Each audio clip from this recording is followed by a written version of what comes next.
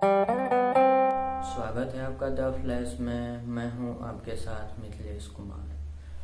हम और आपने, हमारे समाज के बहुत सारे लोगों ने अपना मतदान दे करके इस गवर्नमेंट को बहुत बड़ी बहुमत से सत्ता में लाया था। इस उम्मीद से लाया था ताकि हमारे देश की जो कुव्यवस्था दिन पर दिन बहुत सारे दिनों से चली आ रही थी उसको विकास के रास्ते पे लाने के लिए, लेकिन उसके जस्ट अपोजिट हुआ।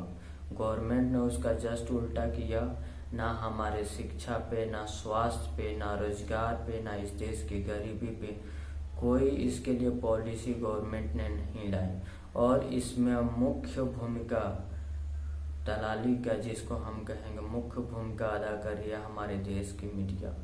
हमारे देश की जितने भी सारे मेन स्ट्रीम मीडिया है वो हमारी और आपकी जो जिनमिनली हमारी विकास की, हमारे मुद्दा से जुड़ी हुई बात है उसको भटका रही है। आप day per day, daily night में समाचार पत्र वगैरह जो भी देखते होइएगा, आप उसको देख करके एक बार सोचिए, आपको इस बात का रियलाइज होगा कि हाँ, वास्तव में ये जो हमको शो दिखाई दे रहा है वो जेन्युइनली मेरे मुद्दे से, मेरे विकास से जुड़ा हुआ है कि नहीं है। आपको पता है, इस साल की रिपोर्ट है वर्ल्ड प्रेस फ्रीडम इंडेक्स के मुताबिक हमारे देश की भारतीय मीडिया की विश्वसनीयता 180 देशों में 140वां है।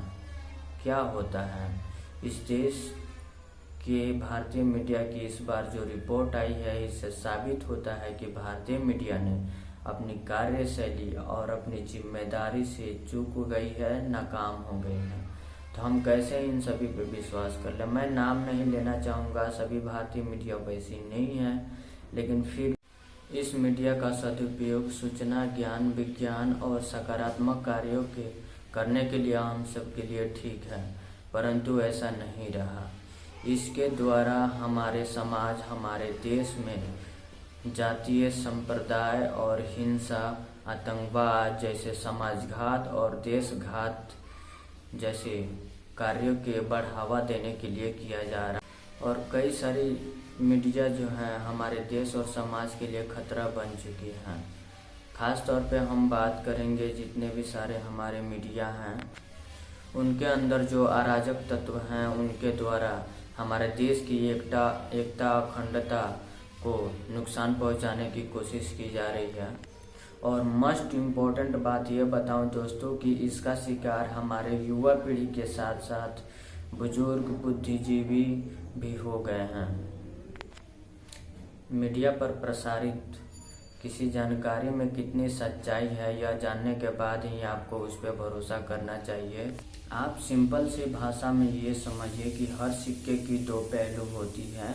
यही स्थिति हमारे भारतीय मीडिया के साथ भी है।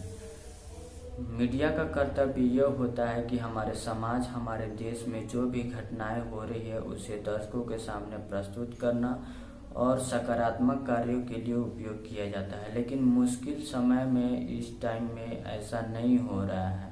आखिर ये मीडिया शिक्षा, स्वास्थ्य, बेरोजगारी, रोजगार पे बात क्यों नहीं करती? इस देश की गरीबी पे बात क्यों नहीं करती है? दिन पर दिन आपको और हमको किसी जाति विशेष, किसी धर्म विशेष, किसी समुदाय विशेष के बारे में नफरत करना दिन पर दिन सिखाते जा रही है। तो आप इस बात को हमेशा याद रखना दोस्त, कोई भी व्यक्ति किसी खास समुदाय, किसी खास जाति, किसी खास व्यक्ति से अगर नफरत करता है तो वो ना कभी अच्छा भाई बन पाता है, ना पति बन पाता है, ना बेटा बन पाता है, ना बाप बन पाता है। आप इस बात को हमेशा ख्याल में रखो कि क्या उस मुद्दे से हमारी विकास होगी, आगे नहीं होगी। ये मीडिया जो है खुला तौर पे गरीबी पे, विकास पे, हमारे रोजगार पे, हमारे स्वास्थ्य पे बात करते ही नहीं होती है। क्या मिलता है इस देश में पढ़ाई लिखाई करने वालों को? सारी जिंदगी माँ बाप की दौलत और मेहनत बर्बाद करके डिग्रियां हासिल करते हैं और उसके बाद नौकरी के लिए ठोकरें खाते फिरते हैं। आधी ज़िंदगी पढ़ाई में निकल जाती है और आधी ज़िंदगी ठोकरें खाने में निकल जाती है। लेकिन हम ऐसा नहीं करेंगे। हम और आप अब चुप बैठना बिल्कुल भी हमारे हित में सही नहीं है। हम आवाज़ उठाएंगे आपके लिए, हमारे भविष्य के लिए, हमारे देश के लिए, हमारे समाज के लिए। तो आप बने रहिए मेरे साथ, मिथिलेश कुमार द फ्लैश के साथ। और वीडियो अच्छा लगा हो तो लाइक शेयर सब्सक्राइब जरूर कीजिएगा। नेक्स्ट वीडियो ज़रूर आएगी।